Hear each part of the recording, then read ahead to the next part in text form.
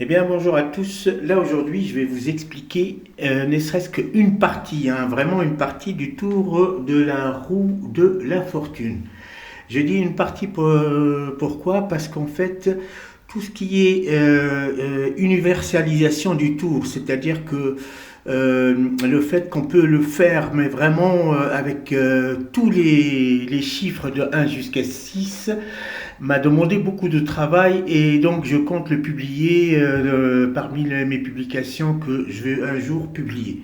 Donc je vais me contenter juste de la partie, on va dire, bien limitée du tour, c'est-à-dire que vous allez comprendre après pourquoi. Alors je vous présente déjà la partie que je vais vous expliquer.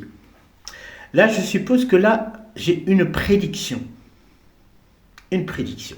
Voilà, la prédiction, elle va être à la vue des spectateurs pendant tout le tour. Et là, j'ai une pancarte. D'un côté, il y a des faces d'un dé à jouer. Il y en a 1, 2, 3, 4, 16 faces qui sont où il y a 1, 2, 3, 4, où toutes les faces d'un dé sont représentées. Donc ça, c'est d'un côté. Et de l'autre, on a une roue. Une roue, toute simple. Alors on demande à un spectateur de choisir ou de lancer une fléchette imaginaire à l'une des cases qui se trouvent dans cette roue. Alors, donc on fait tourner la roue, hop, par exemple, il tombe sur la case 12, par exemple, 12, voilà, 12. Alors, donc là, on retourne et on va compter les cases de 1 jusqu'à 12. 1, 2, 3, 4, 5, 6, 7, 8, 9, 10, 11 et 12. Là, la 12e carte est tombée sur le chiffre 4. Ce qui est incroyable. Ici, quand j'ouvre la prédiction, paf, c'est écrit. Je savais que le chiffre serait 4. Et voilà, ça c'est le tour de base que je vais vous expliquer. Je ne vais pas vous expliquer toute la partie avec les enveloppes et tout ça, donc c'est beaucoup plus élaboré, beaucoup plus, on va dire, il y a beaucoup d'autres techniques qui ont été utilisées pour vraiment avoir l'universalité. Alors, je vais procéder à l'explication.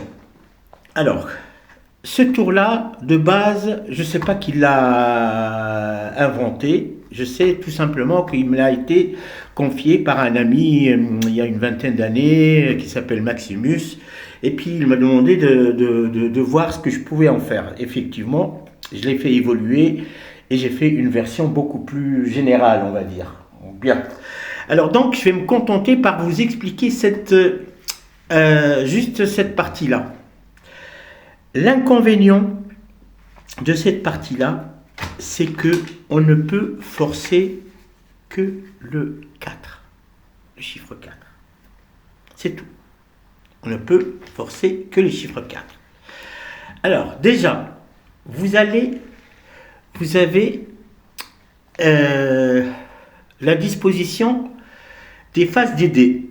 Il faut les disposer comme ceci. On ne sait pas si on les voit, donc ça c'est pour vous, pour pouvoir le reconstruire vous-même d'un côté, et de l'autre côté, hop, vous allez tout simplement faire la roue ici. Mais attention, il faut que, vous voyez là le chiffre 6, 1, 6, 8, 4, quand on le retourne, il faut qu'il coïncide avec la première case, c'est le 4, le 1.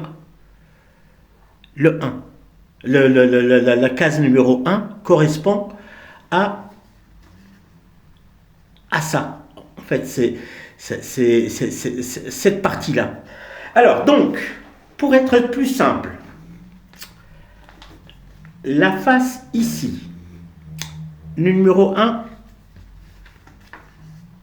c'est 1 ici. Donc, voilà, ça c'est pour la construction. En fait, si on résume, le tour, c'est un tour de forçage. On force en fait le numéro 4. D'accord? Alors, pour ce fait, je vais vous dire comment le présenter.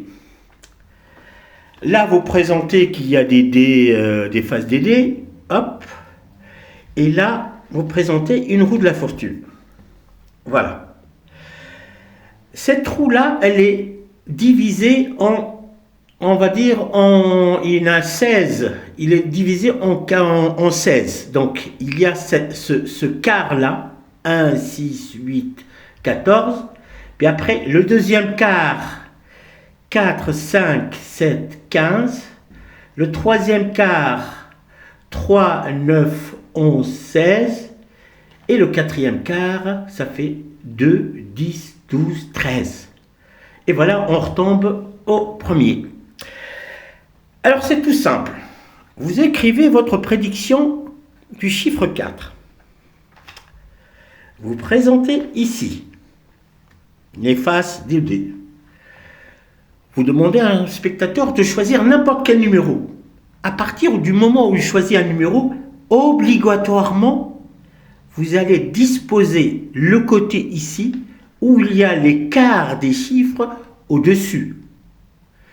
Le 2, regardez, le 2, si le spectateur choisit 2, regardez bien, si on compte 1, 2. Si le spectateur choisit 10, regardez bien, ça fait 1, 2, 3, 4, 5, 6, 7, 8, 9, 10, ça tombe toujours sur le 4. Si le spectateur choisit 13, alors là c'est 8, 9, 10, 11, 12 et 13. Ça tombe tout le temps sur le 4. Eh bien, si par exemple, il choisit un autre numéro qui est en dehors de ce quartier-là, il choisit par là, ah ben vous retournez, hop là, le truc comme ça, votre pancarte, la troisième, ça va tomber, regardez bien, 1, 2, 3, ça tombe toujours sur le 4. Vous voyez, hop, il a choisi le 9. Hop, là, il faut toujours orienter le quartier où il y a les chiffres ici, au-dessus, ici par là. Ce qui fait que là, la 9e carte, donc là, ça fait 8, 9, c'est toujours le 4. Voilà. Alors, donc, ça, c'est l'explication sommaire pour représenter sommairement le tour. Alors, donc, là, si vous voulez, moi, je l'ai fait travailler dessus. Hein, quand je dis travailler dessus, mais je ne vais pas en dire plus, avec un disque tournant. Et puis j'ai travaillé même dessus ici sur les emplacements des dés pour avoir une version beaucoup plus générale où je peux forcer n'importe quel nombre comme je veux. C'est-à-dire que de 1 jusqu'à 6. C'est-à-dire si le spectateur, par exemple le truc des enveloppes là où les spectateurs m'imposent le numéro 1, je peux très très bien faire avec ça pour faire tomber exactement l'enveloppe qu'il faut au bon chiffre. Mais ça reste un secret. Vous savez, la règle première règle du magicien, c'est de garder le... Je vous laisse finir. Et je vous dis à bientôt. J'espère que vous avez compris cette version simple. Mais en tout cas, celui qui connaît l'inventeur de ce tour-là, qui m'écrivent dans les commentaires pour que je puisse au moins savoir qui c'est, parce que la version de base appartient à celui qui l'a créé. Et moi, je n'ai fait que faire évoluer ce tour pour le rendre encore plus universel. Allez, je vous dis à bientôt et bye bye.